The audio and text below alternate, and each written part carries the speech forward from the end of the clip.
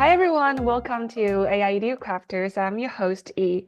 In the past episodes, I've spoken with indie hackers, edtech entrepreneurs, founders, teachers, and researchers. But today's conversation is a first. Our guest has successfully built and exited an edtech venture and now channels that experience into mentoring the next generation of education innovators.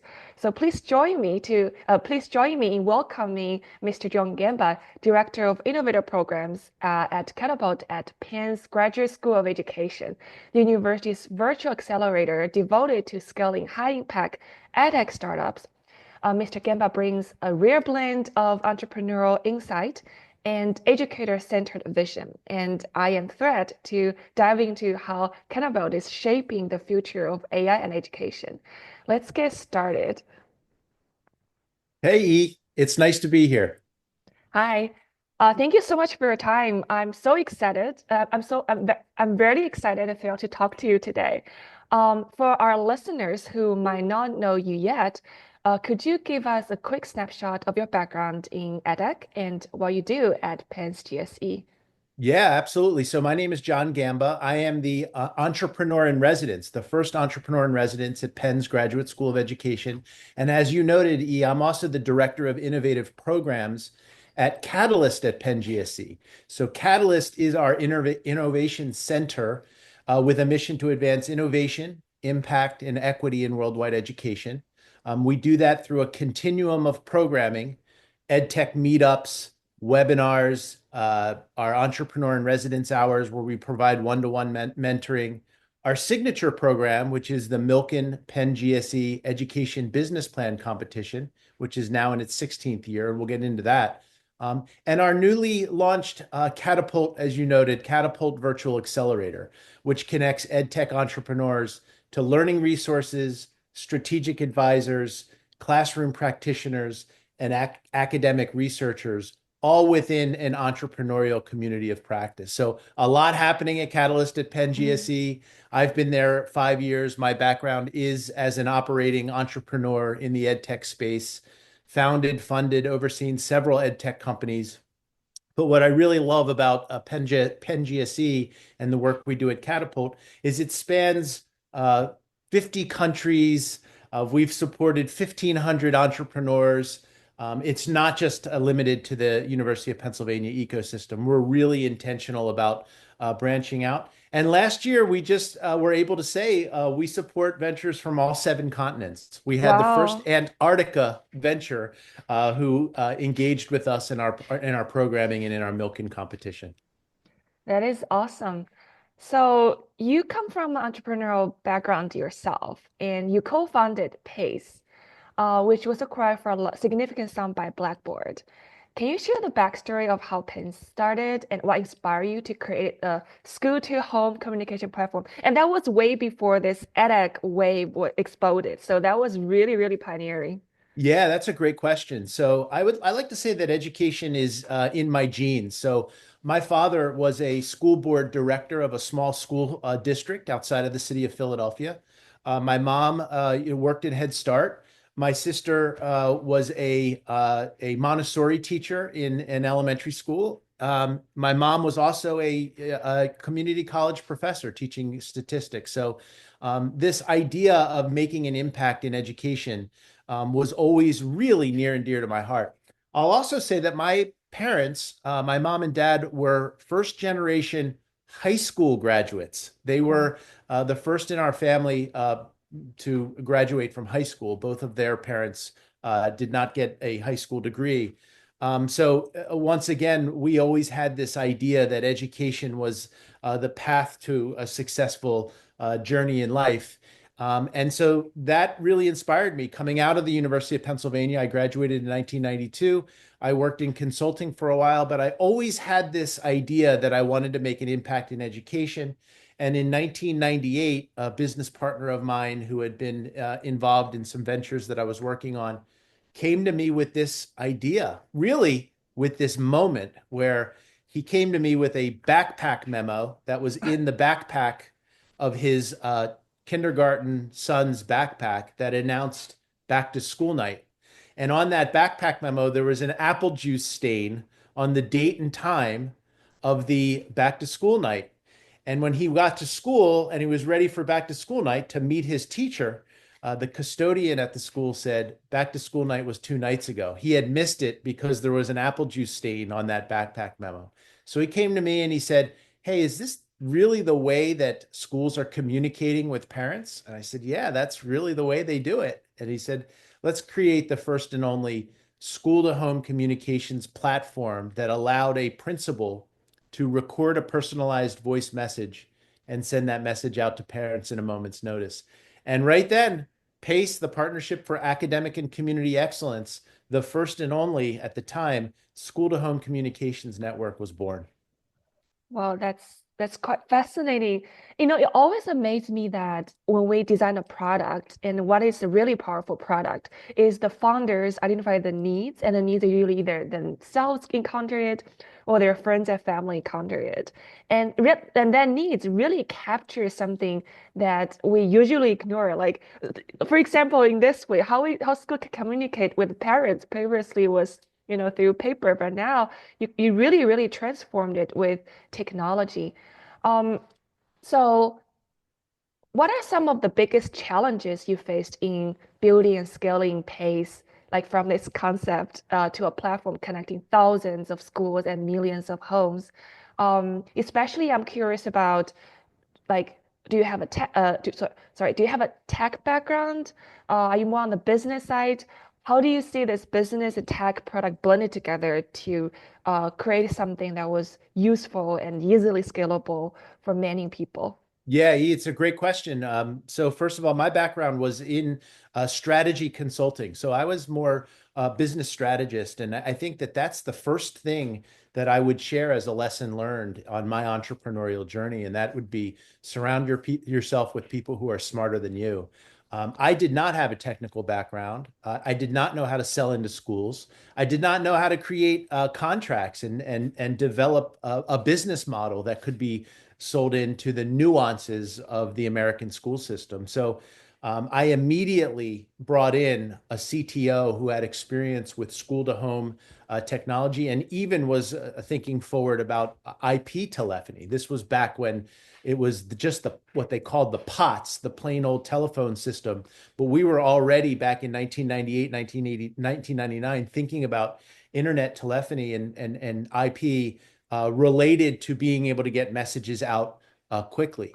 At first, we were thinking about school to home communications through the lens of parental engagement. A more involved parent leads to a higher achieving student. But if you remember, the Columbine tragedy happened in 1998, and we were always thinking, how could we get a message out in a moment's notice so that if there was a tragedy, if there was an emergency, if there was an unthinkable event, that the message could get out, 50,000 calls in under 15 minutes. And then, of course, as we anticipated that, as we were building moats around our business, moving on from just school to home communications for parental engagement, 9/11 happened, and we were ready.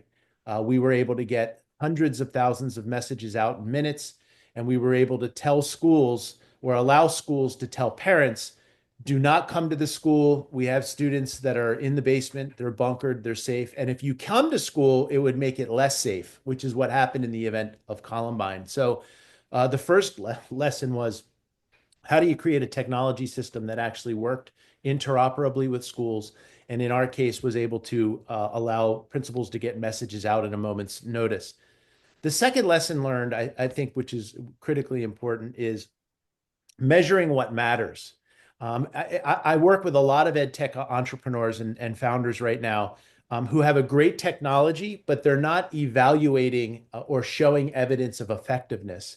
And we were very early in PACE with the ability through our customer success function to measure the impact of what we were delivering, how fast messages could get out, how messages were being used to engage parents, get parents involved, and how that translated into student success.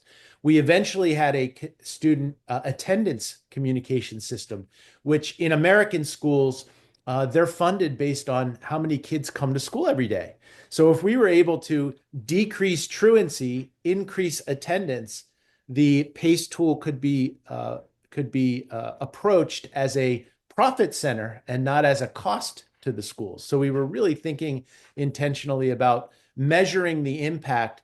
And once we were able to do that, the sales cycles for how we were selling it started to get more and more contracted. But those were two real important lessons that I learned early on in my entrepreneurial journey, which I really think contributed ultimately from a company that was doing $0 in ARR to eventually about $30 million of ARR and the eventual exit to Blackboard, who purchased the company in 2008 for $180 million in an all-cash exit.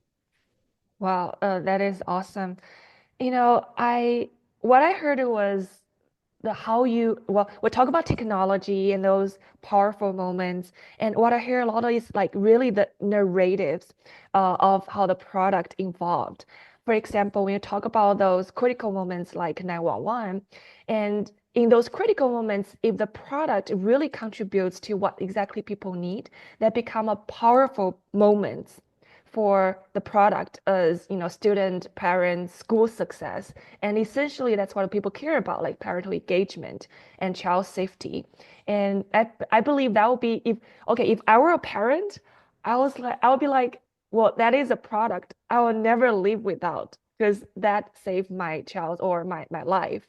And also you talk about this I talk about evaluation.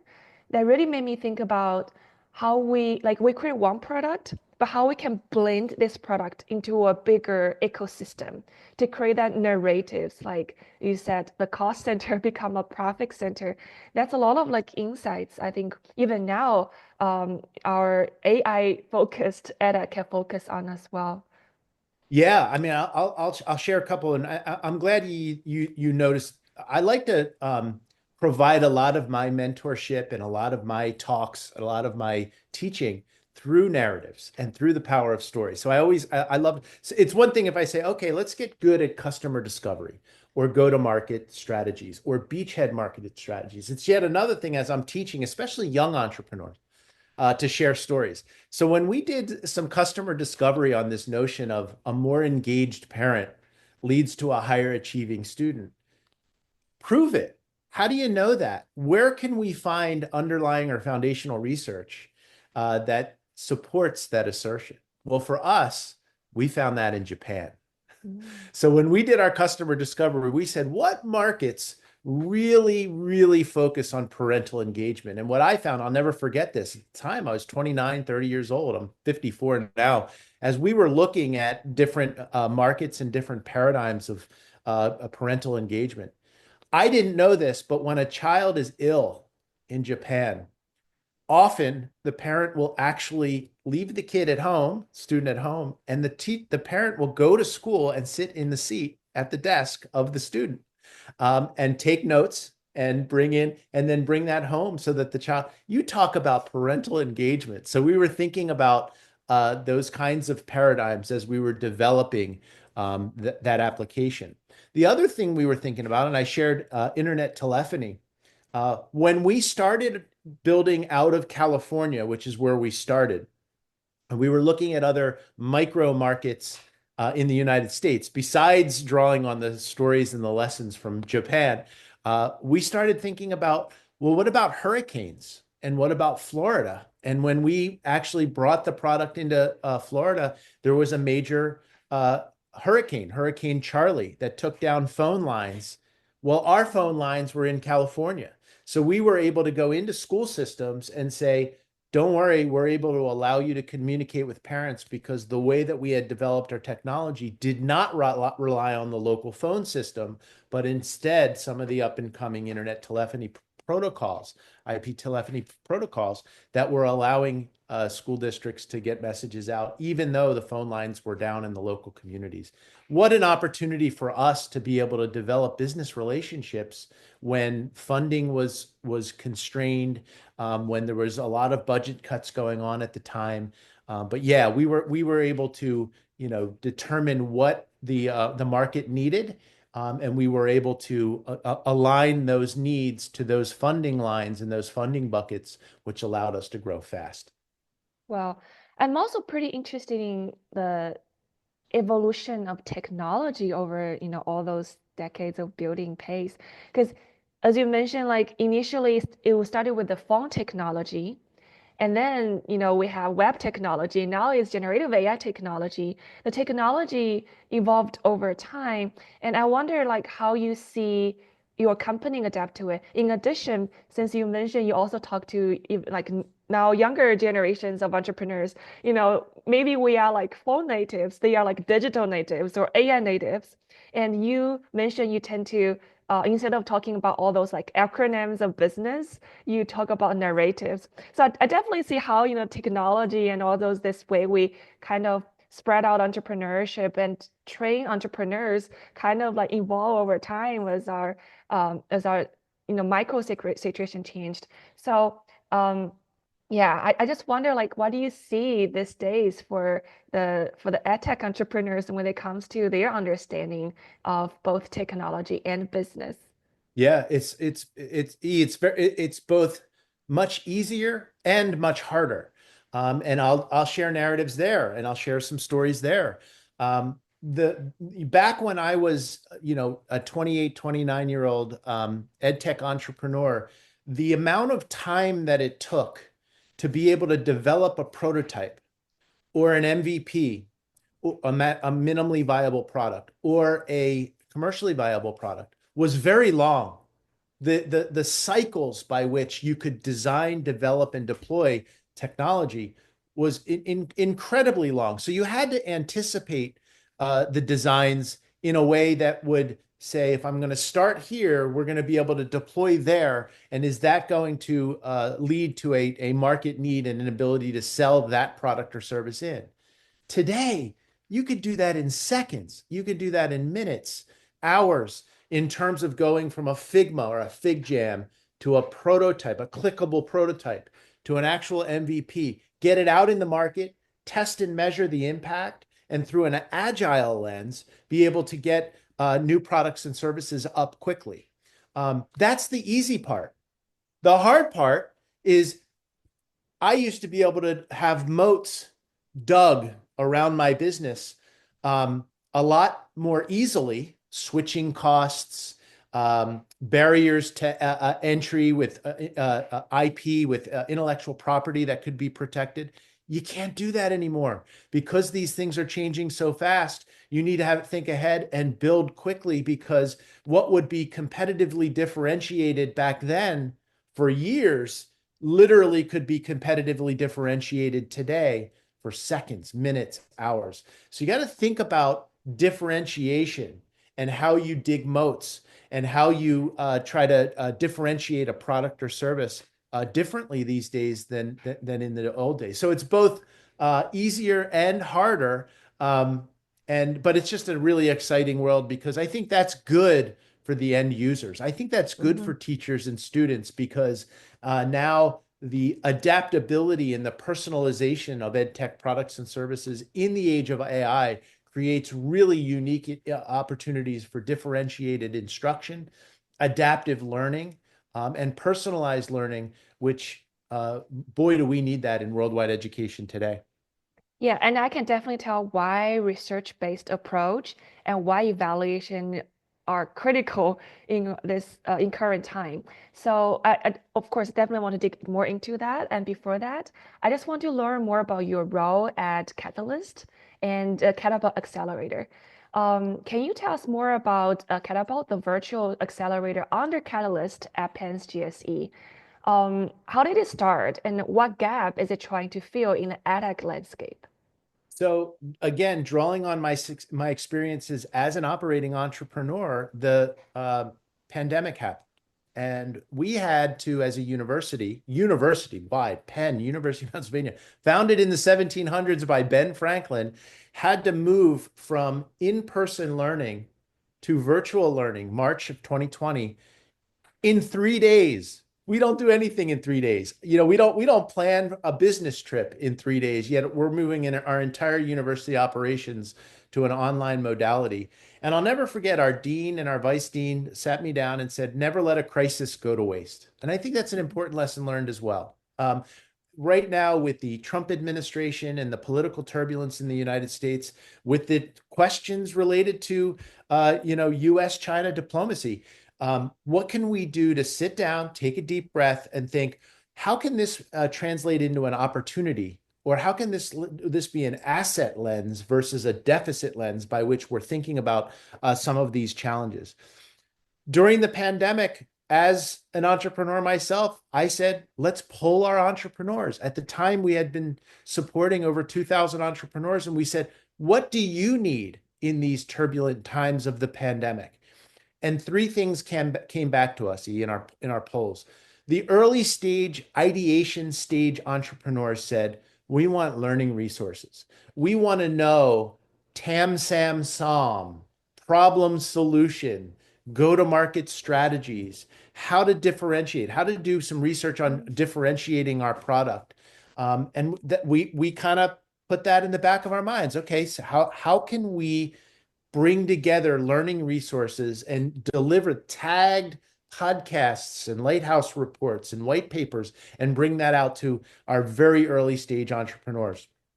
Those that were in MVP stages, had built a prototype or a product, they said to us that they want proving grounds. They want to be able to bring their products and services into the market and let teachers and students play, touch. We knew the age of AI was coming right around the time of the pandemic. How could we get these products and services in the hands of practitioners, in the hands of students, in some cases in the hands of parents, if it was a direct-to-consumer play? Test, measure, and evolve the applications through the lens of agile and iterative design and development. We put that in the back of our minds.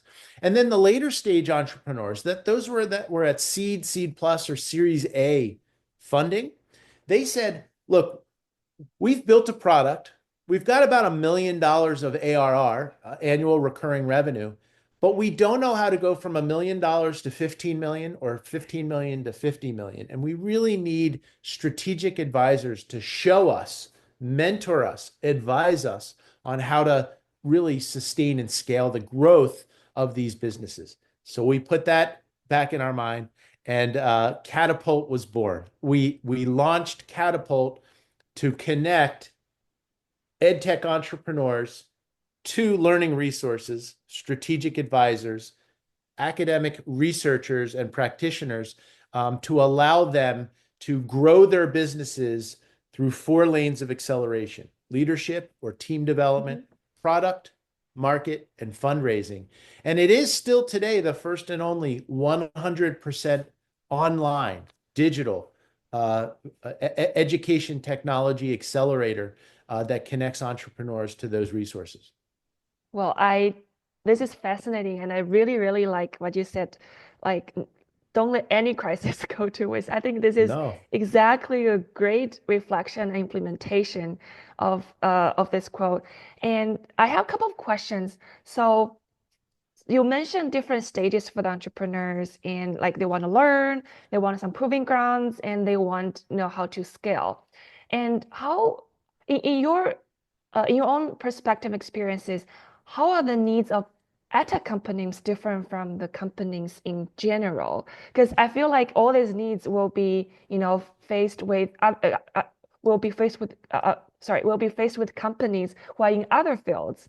So how is like edtech companies special in this case? And by the way, for people who join accelerators, are they students at Penn, or they are more like in the general public, but Penn students are also welcome to join the accelerator? Great question, E. So Penn students and the Penn ecosystem, a lot of graduates, alums are all part of our programming, but we are absolutely open to worldwide education innovators. And we've supported education entrepreneurs from 50 plus countries, including China, and all 7 continents. So our reach is broad, our impact is deep. You asked about the nuances of the global education space, and I would say this is a really big one, and this one's personal to me. I often get, well, isn't it the same to incubate or accelerate or scale a business um, outside of education? Aren't there a lot of things that are similar? And yeah, there are some things that are similar. I think the basics of customer discovery, go-to-market strategies, governance and venture development are similar and pretty elementary or basic. But I like to say the education space in general moves at a glacial pace, very slow, requires patience, requires an understanding, and we've done a lot of research on this, as to what has been successful in terms of products and services in the education space. Where are the unicorns, right? Where are the billion-dollar companies? What has been successful? And what can you do to act on that success? And if I may, in our research, we know that success in the global education space, and I don't want to oversimplify it, but basically, and the research says this, comes down to three things. The first is an education product or service needs to be super engaging. We live in a Fortnite or a Minecraft world, right? Students really want to be engaged or need to be engaged with points, rewards, leveling up, good UI, good UX, or they won't be interested. They won't be interested. We need to think about how to motivate students with game theory and game-based social collaborative learning, because so many of our students, our global students, have grown up now as digital and, as you've said, AI natives. So we need to really focus on engagement. That's the first thing. The second thing is pedagogical alignment. We need to recognize that those companies that have been really successful, the Desmoses, the iReadys, the CommonLits, the curriculum student-facing products, they are pedagogically aligned. They know that when a student engages and learns through that education technology product, that there is a crosswalk to standards or expectations. And we know that a student is more successful, or a student can perform better on formative or summative assessments as a result of engaging with that product or service. So the pedagogical alignment has to be there. There has to be a learning outcome. Third, and the research says this, is it has to be easy to adopt. And I talked a little bit about this, in terms of interoperability. It is a very unique to do business in the education space. You need to think about, how does it integrate with LMS systems? How does it integrate with SIS systems? How does it integrate with various curricular tools? How does it integrate with professional development systems to make this great adaptive AI-powered math or reading solution integrate with other curricula to ensure that a differentiated student will succeed? Remember, we live in a world where one student is gifted and talented, the other student is remedial. We need to have applications that are easy to adopt and catered toward a differentiated instruction, so that all students can be served. And what I'm seeing in the thousands of ed tech entrepreneurs, education innovators that I work with, what I'm seeing is that some products have one out of those three, or two out of those three, and they may be somewhat successful. But those that go 3 for 3, engaging, pedagogically aligned, and easy to adopt, those are the ones that have the best chance, in my opinion, of being super successful and carry through pre-seed, seed, Series A, and beyond. And we love watching and supporting those companies that go 3 for 3 in terms of those values. Well, that's so insightful. And I feel like for companies who have those three components, they're definitely set for PMF, product market fit. It's just so easy to, have all these elements ready and grow. And I'm very curious, and I'm personally super interested in this pedagogical alignment. So for me, as a software engineer, and then I got a degree in education, and I was like, wow, previously I thought edX was, let me just build something. And then from my own experiences and using technology as a way to implement or exemplify my internal way of learning, make it externalize and serve more people. But what I usually find out I didn't know was, oh, what is the pedagogical alignment? Because then I figured out, oh, I need more knowledge about exactly what is learning, what is a teaching, and teaching is art and science, etc. So that's so I want to learn more about how Catapult serves, edtech entrepreneurs in this regard, especially on your website, you mentioned the program offers 5 lines of support: leadership, product development, advocacy, technology, and fundraising. Can you walk us through how these lines work in practice and how these are integrated with this research-based edX support? Yeah, it's a great question. So inside of those four lanes of acceleration, leadership, product, market, and fundraising, we have about 15 different waypoints where you go through certain gates by demonstrating that you have demonstrated evidence of effectiveness in those areas. Do you have effective job descriptions, and are you actually measuring the performance of your team members through OKO, objectives and key results, OKRs? That's one gate or wayfinder inside of the leadership strand. In the product strand, are you developing through the lens, like I said, of interoperability and making sure that there's single sign-on, that there is interoperability between your product and the average LMSs that are out there?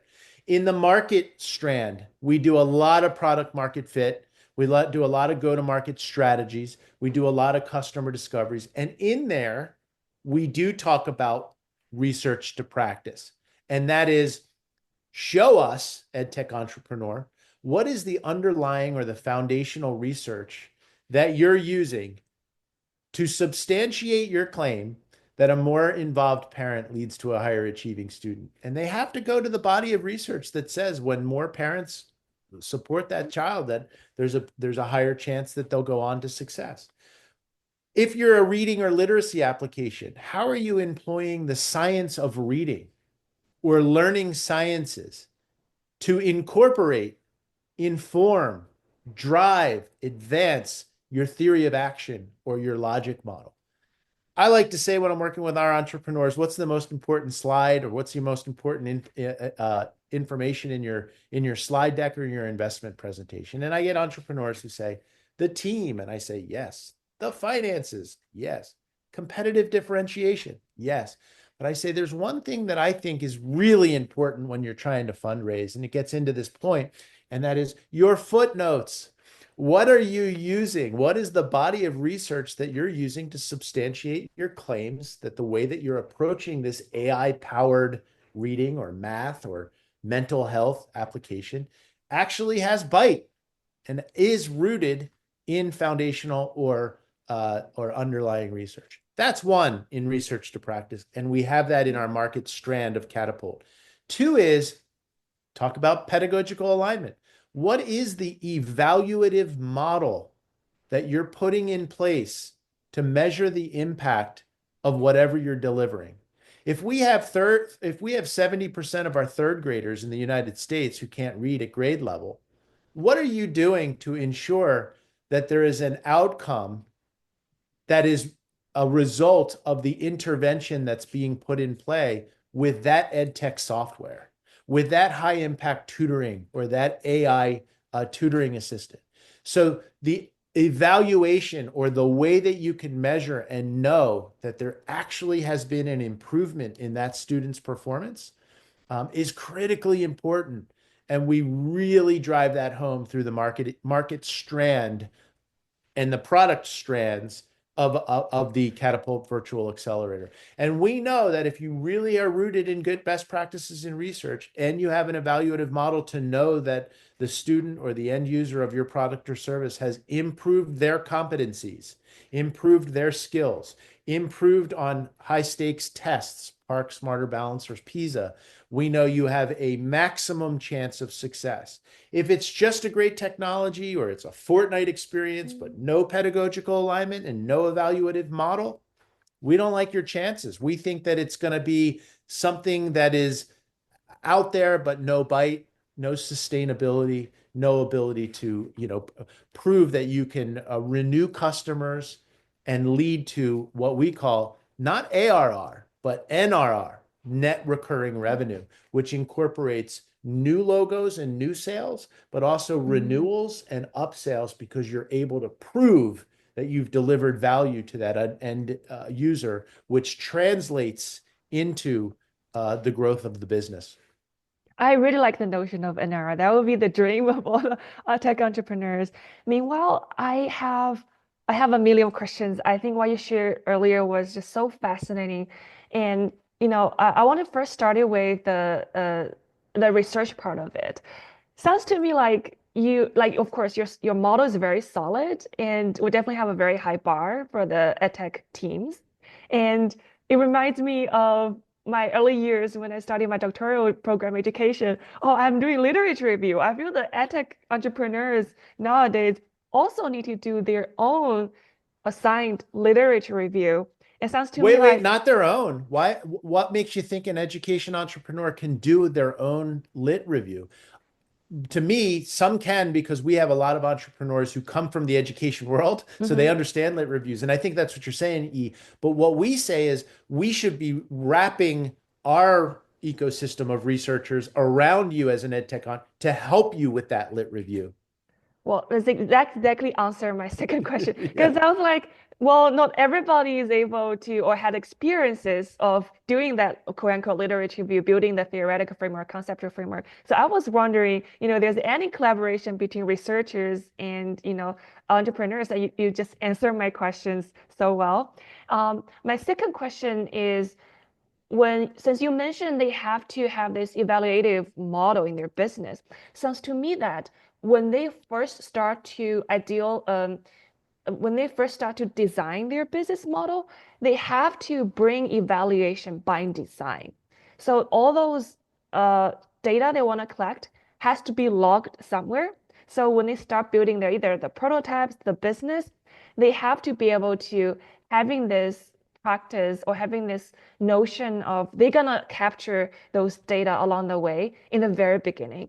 Um, so I wonder how entrepreneurs think about that. It sounds to me it's really challenging because especially these days in the very beginning we mentioned like you can design a product in seconds or hours, and then bringing those evaluation by design notion into your product development and business development definitely requires you to rethink and overthink a lot about your products and business strategies. Yeah. Well, I want to rewind and not go too fast on the first question, which is how does an entrepreneur really get nimble and get intentional about research to practice? And once again, I'll provide a narrative or an anecdote. So we had a company in Australia who is developing a platform to advance or develop resilience in K-12 teachers during a time when we were seeing the great resignation worldwide. Teachers are exhausted. Teachers don't feel valued.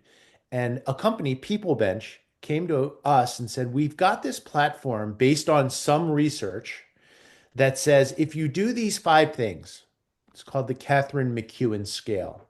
In Australia, we're seeing enormous impact in terms of retention and staff wellness. And we want to bring this to the United States. And we said, well, okay, we will stress test your logic model and see if it actually would work in the United States.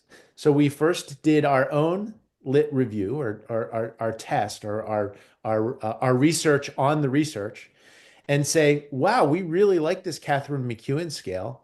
We brought it out to our ecosystem of practitioners. We have over 100 school systems that we work with from Southern Delaware to Northern New Jersey alone, as well as other school systems around the world, but we bring them out there and we stress tested it. We pressure tested that logic model with those practitioners.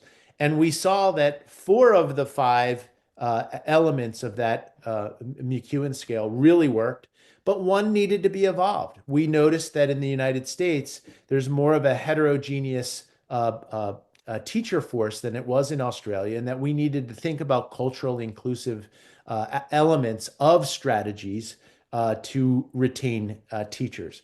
Well, when we implemented that research and we wrapped our researchers around that logic model, magic happened. First, sparks flew. Teachers and school systems really liked it. And we said, we can build on this research. And our vice dean, Dr. Michael Golden, became a principal investigator on an EIR grant. And what started as a relatively small research study ballooned into a $6 million federal grant to study this issue. And they really appreciated the approach of first looking at the research itself and then thinking about the evaluative model by which you're measuring the impact of that scale. And then how is it reported? The second part of your question, E, is how does this actually get reported, and how do you leverage technology to do it? In all of our ed tech full service, full stack, full scale, full enterprise development, we always talk about data analytics and dashboard reporting systems. If you can't measure it, you shouldn't do it. We need to think about the qualitative, quantitative analysis that goes into measuring the impact and be able to report that in dashboards. That should go out to boards of education. Should go out to superintendents. That should go out to the principal to determine that there's actually an impact here. If it's just data and not reported graphically, not reported intentionally, I don't like your chances of being able to sustain or scale the business. So we work very hard with our ed tech entrepreneurs to say, how does it align to state standards?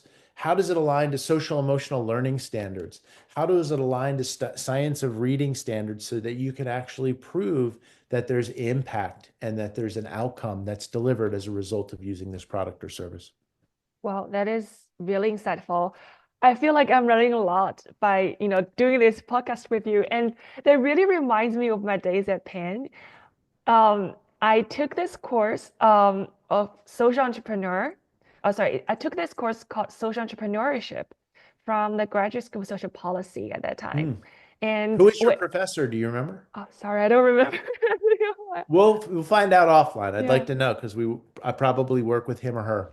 Well, and that was a really transformative experience for me because I ended up doing my first ever social enterprise in which I was Wow. doing a refashioning business and helping, people of needs. And, one of my favorite part of this journey is actually go to talk to entrepreneurial residents in Ward and other schools. And now you are a very active entrepreneur in residence at Penn. So I wonder, what does your typical day look like as an entrepreneur in residence director of the innovative programs? Because it sounds to me, first of all, what you said earlier sounds like a lot of work. Like, do you have like crazy headache work like ahead? How do you plan your day? How hands-on do you get with those ventures? Yeah, so it's another great question. First of all, it is very busy. It's a busy time. We're right in the middle of selecting the semifinalists in our Milken Penn GSE Education Business Plan competition, which involves 60 international judges who read each application 6 times to determine if they have the right stuff to become a semifinalist. And those semifinalists go through the virtual accelerator. So it is a very busy time, but I love my job. I like to ask my entrepreneurs, are you running to the shower in the morning because you're solving some of the world's greatest education problems? Or are you running and saying, man, I have to go to work today? I run to the shower. I love doing what I do. I love working with entrepreneurs. I work with about 300 entrepreneurs a year, hands-on, one-to-one, on 2 days of office hours where I'm doing mentoring and advising. And the way that I do that is threefold. First, I always tell my entrepreneurs that this is never a half-hour one and done. It's always a to be continued. First come, first serve into my entrepreneur in residence hours. And we really look at, number one, the business model, the lean canvas. What is the problem? What is the solution? What is the logic model? Theory of action, theory of change. And we get into the guts and the business fundamentals intentionally. I have a lot of entrepreneurs to say, Mr. Gamba, I'm done with that. I've already gone through that. I want to move to the next stage of entrepreneur in residence hours, and that is the research to practice secret sauce that we have. Now they have, let's say, a prototype or an MVP. Let's say they have a little bit of revenue. Let's say that they're out there, but they need to grow. They need more sales. They need more substantiation of the value of what they're bringing, like People Bench out of Australia. And we wrap our arms around those ventures that we think are have the right stuff. We connect them to our researchers. We have 150 faculty members and researchers at the University of Pennsylvania's Graduate School of Education. And we connect them into other pockets of innovation across the university. So we have a director of innovation and entrepreneur in residence in Wharton, in the School of Medicine, in the School of Nursing, because it's all interrelated. The policy folks, School of Engineering and Applied Science, with amazing support from an AI standpoint there. And we, through the lens of interdisciplinary education and collaboration, work with all of them, research to practice, thinking about research practice partnerships, thinking about how we can demonstrate evidence of effectiveness of these products and services. That's two. The third is probably the most popular element of my job and what we do, and that's matchmaking. An entrepreneur will come and say, hey, we have the business plan, lean canvas done. We have an MVP. We're thinking about research to practice. We just raised our Series seed funding. I need help as an entrepreneur with venture development or a hybrid for-profit, not-for-profit, or I'm a Chinese company trying to do business in the United States. Can you help me incorporate here? So we have legal resources that we connect them with, technical resources, because a lot of companies come to us with an MVP that needs to become more commercially viable. And we have teams and enterprises and ventures out there that can help with technology and product development. I have a lot of companies coming to me and say, I need help with fractional sales support. Do you know somebody who can help become a fractional sales director and help with sales ops, door opening and closing deals, lead generation? And we have those resources and we make those introductions all the time. So it's business planning and getting set with your lean canvas. It's research to practice and making sure that your theory of action, theory of change, and logic model is tight. And then it's your classic matchmaking out to our network of supporters who can help dig moats for that venture and ensure that they're pushing forward through a lens of sustainable competitive advantage. Well, that is so powerful and so helpful. And meanwhile, I have a naive, if not crazy, question.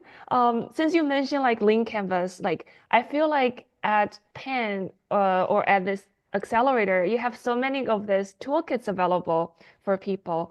And my naive question was really about like, what is the difference between one entrepreneur coming, they work on this Lean Canvas on their own, or modify it based on their practices versus talking to an entrepreneur in residence like you to getting the feedback. Of course, and it's gonna be different, but I'm just wondering like how people go through this practice, what are the interesting they find. And the crazy part of this is, can we use AI to more or less automate this or provide different kinds of feedback? Because you as a person, even if you work so hard, you really enjoy it and passionate about it, you're just one person, your time is limited. But maybe using AI to helping the entrepreneurs, using those toolkits from Penn, gonna even scale up the entire impact. So that I feel like was a pretty naive question, but I just want to ask you. No, I think it's a great question. And the answer is that we absolutely employ the power of AI in the support and services that we provide. I think it's important that just like we like to say, no one will ever replace a teacher. I think there's this fear that AI might replace a teacher, and I don't believe you can ever replace a good teacher. And I don't ever want or think of the day where a student doesn't have a live person. Same with an entrepreneur. I think that it's important that an entrepreneur can get face-to-face time with an advisor or a mentor. But I Mhm. think there is a place for AI. And inside of our virtual accelerator, we like to say that the prescription is non-prescription.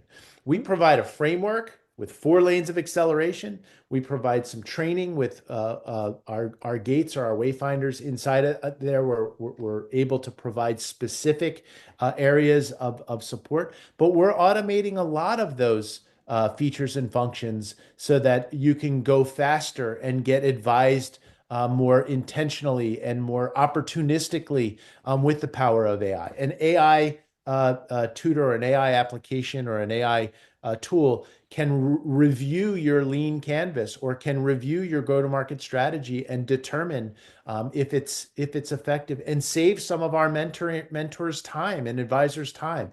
Anytime that we can save time without decreasing the quality of the interaction is a win in my book. So, can we use AI? Yes. Do we rely on AI to replace mentors or advisors? No. Can we use AI to improve the process of mentoring and acceleration through our platform? Absolutely. And we measure ourselves on our ability to do that at scale effectively. Well, that's really great. And now I want to talk more about this research element. So you wrote this article published on EdSearch, and you mentioned the importance of grounding ideas in research. We talked briefly why it was so crucial for edX, and I'm personally interested in like what happens if the entrepreneur or the startup skip that step. I think that you make mistakes more quickly. I Hmm. think that the importance of grounding your product or service in research gives you credibility to condense contact to contract. I think that when we had in the United States $190 billion of ESSER, emergency appropriated funds for ed tech solutions post pandemic, there was a lot of stuff that was out there. There was a lot of money that was allocated that could purchase these products and services.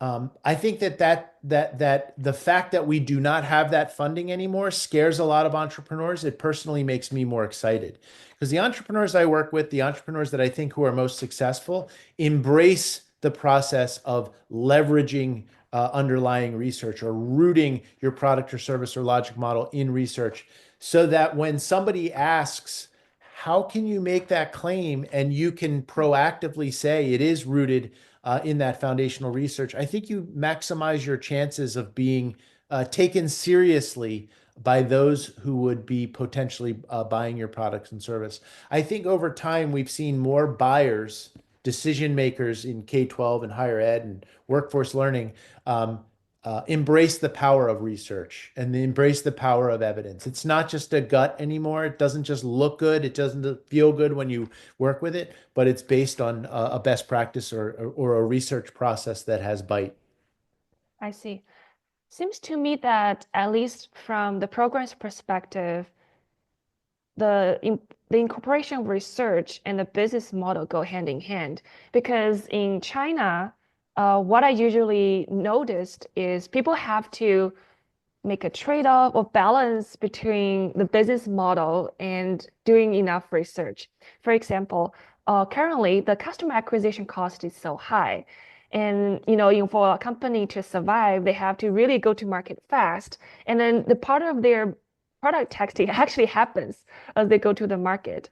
So like what would be your suggestion to this type of companies when they're really trying to trade off, like the business model or revenue model with having a solid foundation in research? And have you seen any, for example, common pitfalls when edX founders or startups encounter when they're trying to incorporate research and advocacy evidence into their products? Yeah, I think that the incorporation of research and evidence of effectiveness is table stakes. I think that if you don't do it or you try to get around it or try to condense the process of doing that, you maximize your chances of making mistakes, unnecessary mistakes, and being misaligned with those who would potentially buy your product. And I like to say, to answer your question on when is research too much. Mm. I think that's what you're hinting at is how do you navigate or how do you address this tension between I got to do research and have evidence of effectiveness, but man, I have to sell. I have to get this product sold. And my answer to that is pilots. I encourage my ed tech entrepreneurs to think of not going up and trying to sell a 3-year deal or a multi-million-dollar deal too quickly. What if you can present evidence of effectiveness and a bite-sized contract with a school district and say, if I can deliver X, Y, and Z in this period of time, would you grow or would you renew it? And if you have good evidence, you have good referrals or references, and you have a bite-sized proposal, I think you condense your contact to contract and you set up an NRR opportunity because you've suggested right up front, if I can improve social emotional skills, or if I can improve one grade level of reading proficiency in 12 weeks, and then you can actually show that through your dashboard. We talked about the presentation of that evidence. You maximize your chances of going from instead of 100 schools in a school district, but 10 schools to 20 schools to 30 schools. That kind of growth through a pilot mentality, I think, is critically important. And notice I didn't say free. I'm not into free trials. I'm not into giving something away and hoping that people find value in it. I don't think anything should be free, but is it evidence-based? Can you demonstrate evidence of effectiveness? Can you present a proposal that is cost-effective and reasonable? And then can you almost do a milestone-driven renewal? If I do X, Y, and Z over this period of time, would you buy more for more schools? And would you renew with intentionality? And I think that's a good recipe of success for companies that are trying to sell in the education space. Thank you for sharing your insights. I do have one follow-up question on that. So we talk about when is too much research, but when is like too little research. For example, when a product is integrated with generative AI, this technology is new, and its nature is undeterministic. As people are talking about hallucination, how can I get stabilized results from the chatbots, and how can I, for example, revolutionize my UI UX? Maybe the AI UX is different from the old school days of the web page UI UX, and we don't really have enough research to back certain type of feature, with experiments and data collected. So, like, how do we deal with situations like that? I think that it's one word, and that is layperson's terms, 2 words. I think that we have gone through a phase of demystification of AI, that we're now kind of at the bottom of that hill. And what I mean by that is, I don't think that you're going to get anywhere by getting into buzzword bingo as with regard to the technical elements of AI and machine learning.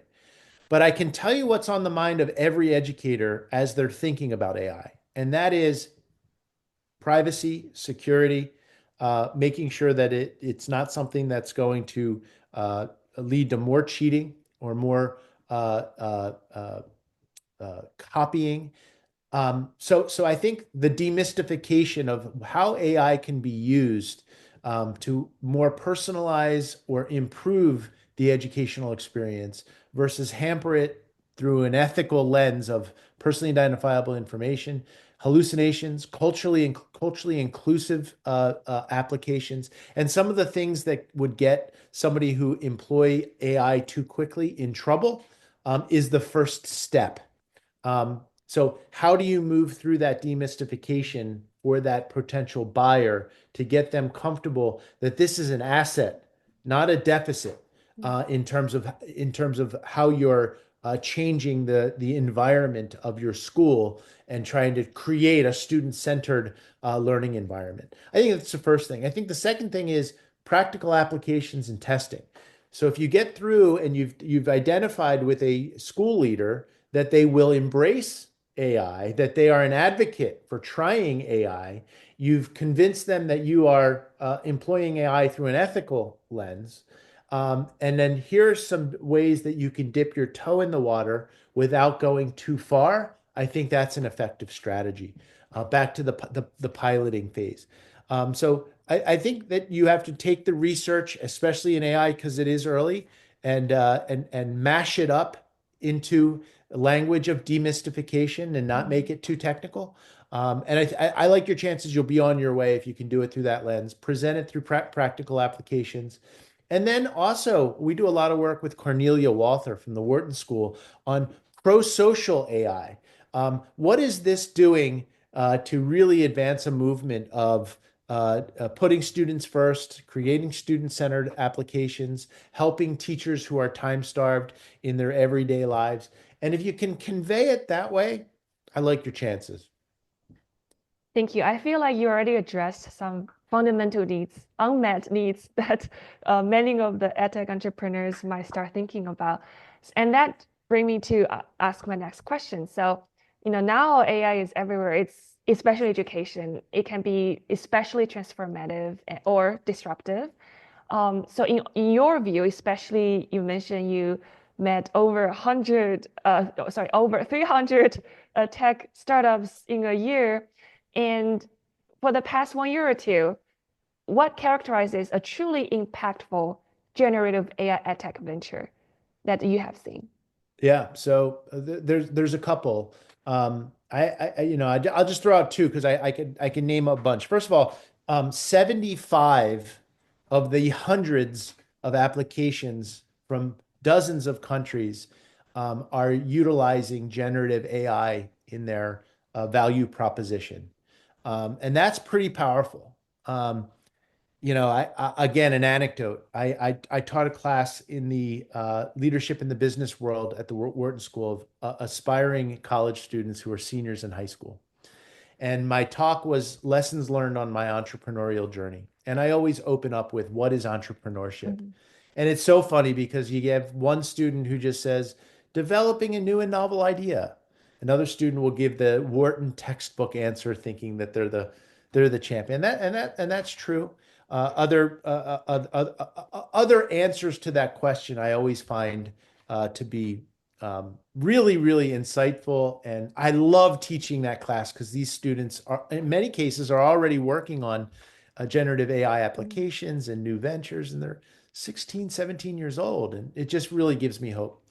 But I say, here's my definition of entrepreneurship. I say, how many of you have used ChatGPT this last year? And 100% of the hands raised. And I say, what if I told you that in teaching this class 12 or 18 months ago, nobody raised their hand? And they all look at me like I'm crazy. And I said, that's entrepreneurship. 100% adoption of a new product or service in under 18 months, 100% adoption. I say that entrepreneurship is innovation happening at the speed of imagination, utilizing research, evaluation, and iterative design. And I take them through what we just talked about on this podcast: research, iteration, evaluative design. And that really makes a lot of sense for them. Innovation, imagination, adoption quickly.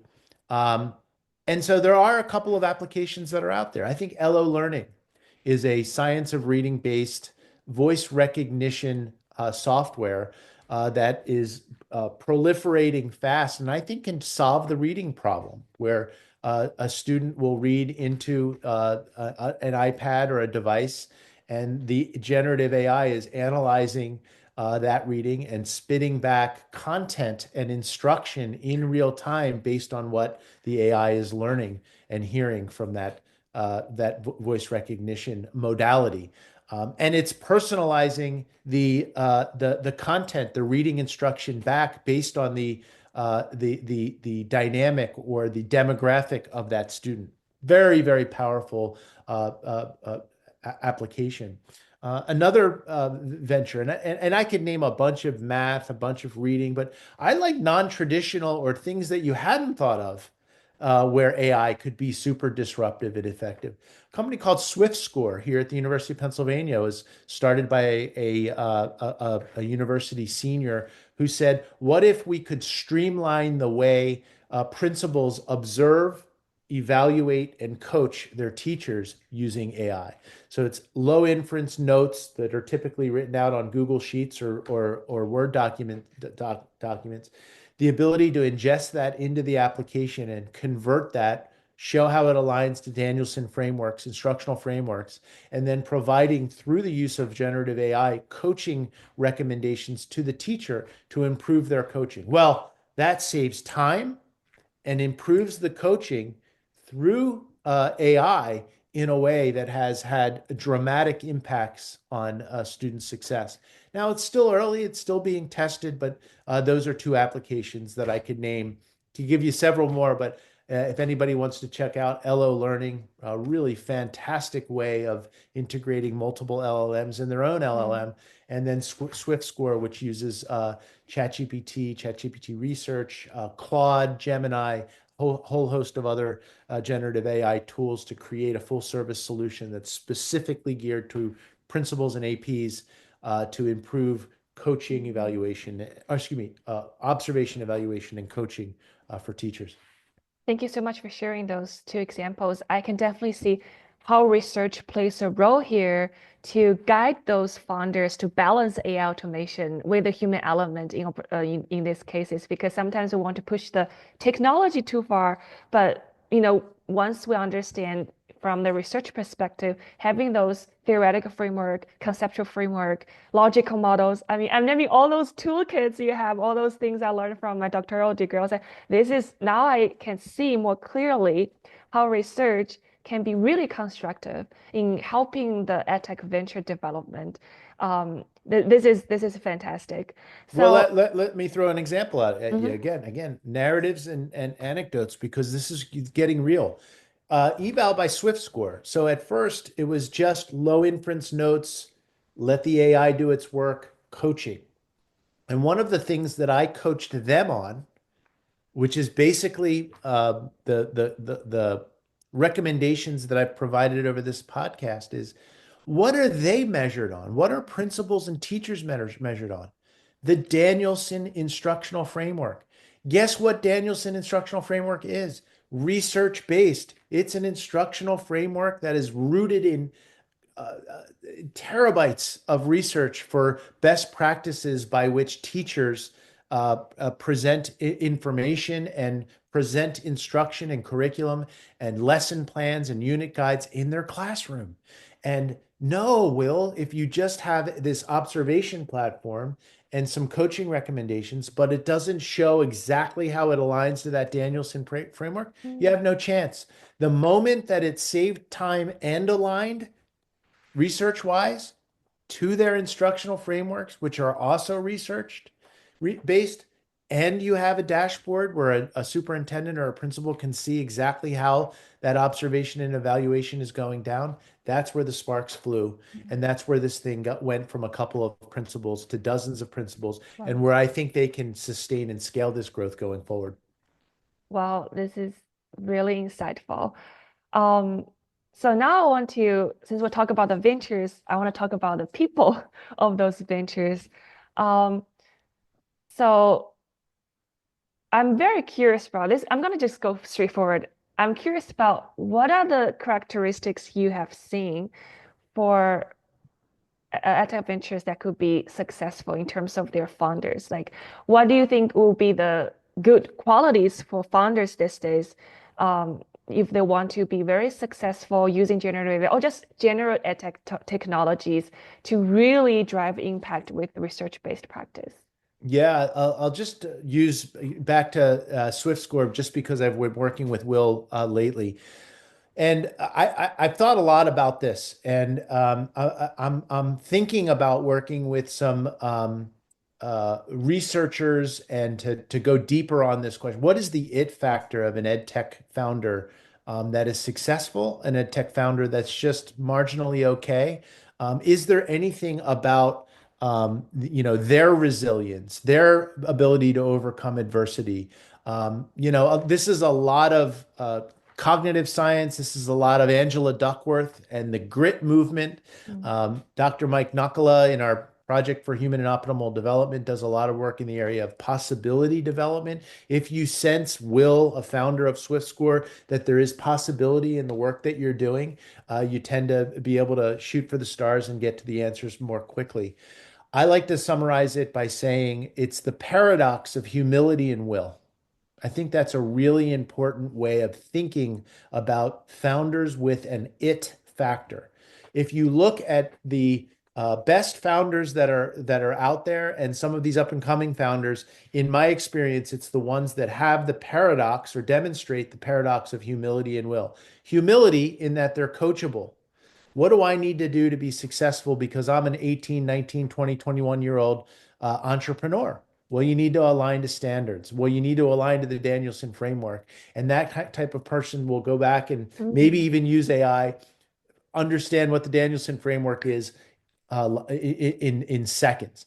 Will does that. He's extremely coachable. Even though he's incredibly bright, incredibly smart, and is going places, he knows that the more coachable he is, the more that he's going to be able to glean knowledge and execute on what he learns. And then the will, the paradox of humility and will. Does Will have the ability to run through a wall to be successful? Is he ready to do what it takes to be successful in the endeavor that he's taken on? And what I've seen in entrepreneurs like Tom Sayer at LO Learning and Anurupa Ganguly, who's an incredible founder and CEO of Prisms of Reality, a VR-based AI-powered math platform, is I'm going to do whatever it takes to be successful. And what I see in a lot of entrepreneurs is many are coachable, but they don't have that will to run through walls. Some will run through walls to be successful, but they aren't coachable. Those that bring both together, there's a paradox there because people who are coachable tend to be less in general willful, and those who are willful tend to be less coachable. When you can bring that together, I think that's the mark of a great entrepreneur. In my experience, those are the types of entrepreneurs who have been the most successful. Yeah, I definitely feel there is some nuances between like being coachable because if you are coachable, then you cannot be that stubborn, right? Because you will have to be open-minded to accept it and actually act on it. And on the other hand, if you have very strong will, that means you are stubborn. So I think line of when you're That's gonna why be it's a stubborn, paradox, right? yeah. To be able to ride those lines, I think is critically important. Yeah. I also want to ask about, teams. With generative AI and, we have a lot of like solopreneurs where, one person, they can build a product, it can do the research with AI help, and versus having, a small teams where we can divide and conquer in this venture. So, what are your, so, so in the applications you have received, have you seen like a rise wave of solopreneurs? And for those solopreneurs or small teams just starting out, what foundational steps should they take before even thinking about a major pitch or fundraising? Yeah, I'm starting to see some threads and light related to teams that have been also very successful. I do see a lot of solopreneurs, and those solopreneurs come to me and say, "What do I do next?" I do see teams, and the teams that tend to be cross-functional are the ones that I see are the ones that are poised for greatness and success. And what I mean by that is maybe it's an educator who understands classroom observation, evaluation, and coaching, but they don't have the technical skills, and they can bring in an AI a technical specialist who can develop applications based on the domain expertise that is embedded in that founder, and maybe they can become co-founders. And I think that's 1 + 1 = 5, right? Somebody with the domain expertise and years of understanding how classroom management works or classroom instruction works, and then an AI expert who can think of software to act on the use cases or the use case development from that classroom specialist. Throw in a UI UX designer, and I think you got something really magical. So I see in my world entrepreneurs who have the domain expertise in the education space, working with generative AI product development or technical development specialists, and those who have really good skills in UI UX development, those who can come together through a software development lifecycle and iterate on a design and keep building it out, and then co-create or co-construct that in learning environments, dynamic learning environments. Those are the ones that design and develop and iterate fast and have had the most success in my experience from a pre-seed, seed, Series A, and beyond standpoint. Got it. I think that will be very useful for our listeners, whether they want to start solo or looking for the teams. Now they know what kind of specific skills or team members that could be a good add-on to their ventures. So one last question, and this is actually about edtech business in general.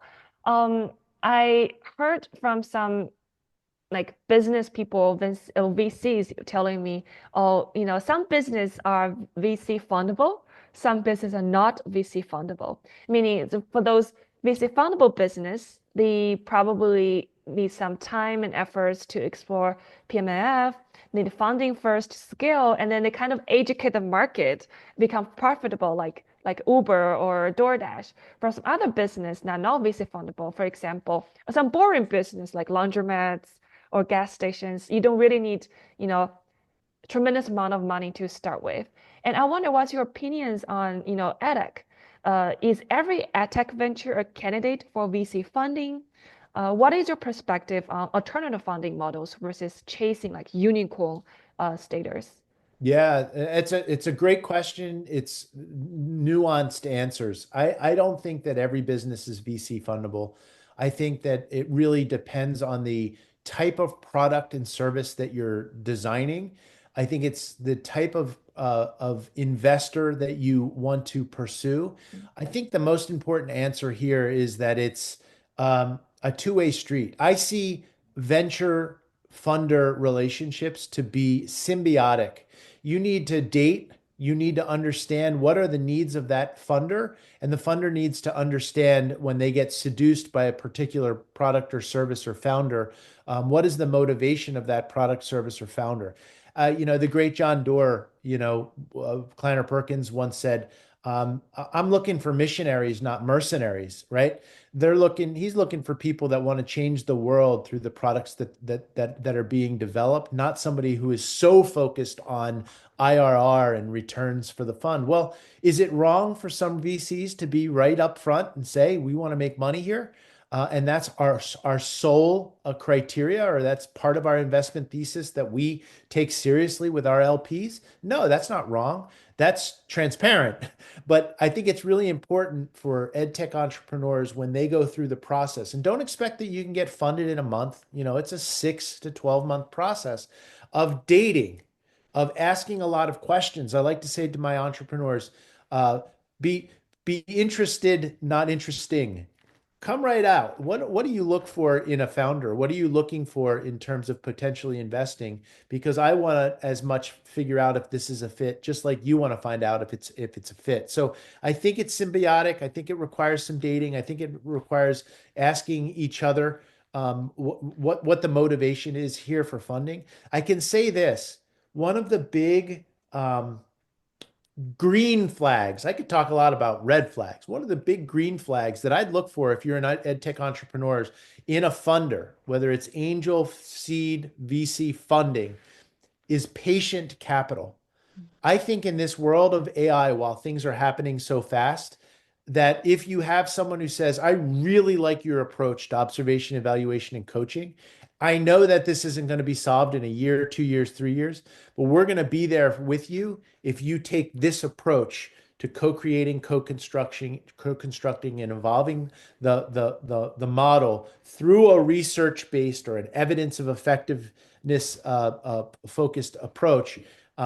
If you start hearing that, those are green lights to me. If you start hearing, what is your pipeline look like? How fast are you closing deals? When are you going to get to $5 million in ARR? And that's all we care about. I think that's a question mark that needs to be considered when you're making the decision of who to work with from a funding partner standpoint. Thank you. Sorry, I have one last question. I promise that'll be my last question. Sure. And this question is going to be something I believe many of my Chinese audience will be very curious about. It's about moat and copycats. So give you some context. Given generative AI reduce the programming cost, we can bring up the product super fast. That also means it's very easy to, copy a product that we know to achieve PMF and launch something, as a clone. For example, the coach product talk about serving the principals. Now we know the stories. So it's totally possible someone come in that, oh, I'm gonna launch a similar product in other parts of the United States or even other countries. And I noticed that's become a trend that, for example, the product feature, like in this case, it has integrated with some instructional framework as LLM, will eventually become a commodity for other platforms. For example, I've interviewed founders who did this AI note-taking app using real-time transcription plus mind map. Now, every single AI note app has this feature. So it's no longer like a specialty. It's a commodity now.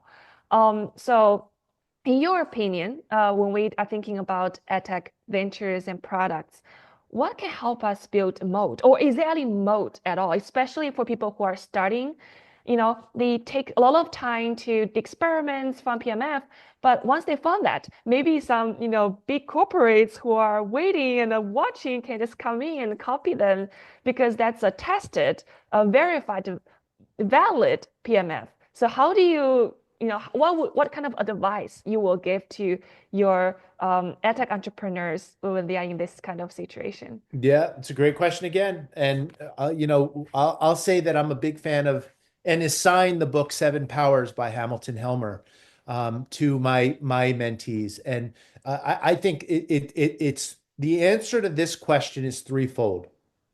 One is, do I have a founder who really understands what moats are? And in Seven Powers, they define seven moats that can be applied to a business in a post-pandemic world. And I think that knowledge of what a moat is can be applied across industries and especially in ed tech. So first, I really want to understand from the give me some examples, tangible examples, and here we go again, narratives and anecdotes of what is a moat, what company do you know created that moat to their success, and are you just conversational in what it means to differentiate, create a value proposition, and build moats? That's number one. Number two is then I ask them, what's the most attractive moat that you see could be applied in the design, development, deployment of your business? And they have to be able to convey that without using buzzwords, switching costs, or using customer success, or the ability to develop a unique product that has a barrier to entry that nobody can take on. And the list goes on in terms of what moats can be dug in order to differentiate the business. And then third, I like, and I'm surprised after decades of doing this, nothing hurts the power or inhibits the power of good customer success or customer experience. I think that's a moat in and of itself. I continue to go to conferences and institutes where people say, that's the PACE guy. That's the guy that built that first home to school to home communications. Now, and their life got better in using it, and we overspent on customer experience or customer success before customer success was really a thing. So I would encourage people to first learn what moats are, second, be able to identify what the moat they want to dig and why, and then reinforce that moat with good customer success. And I think you'd be on to really good opportunities. those are super valuable insights. 7 Powers by Helmer. Big, Yeah, important. I'll definitely put that in the show notes. Yeah. Thank you so much, Mr. Gamba. I feel like this is my unique hour, actually more than an hour. 90 minutes. Wow, Yeah. that flew by, didn't it? Yeah, I feel like I had 3 sessions of entrepreneur residence mentoring from you, and I'm super grateful. Thank you so much for sharing, your knowledge, the success stories, and lots of insights. Your audience can reach out to me in LinkedIn, just John Gamba. They can reach out to me through my Calendly, which I'm sure you'll put in the show notes.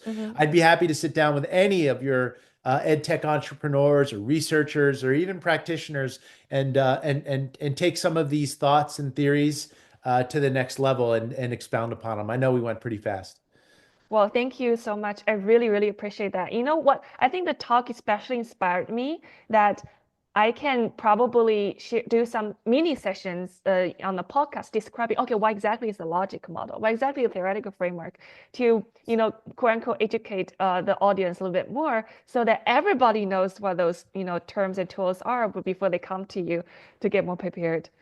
Yeah. I do a lot of podcasts. I'm a guest on a lot of podcasts and panels. You did a really great job facilitating the conversation, E. Thank you so much. I really appreciate it. Thank you so much.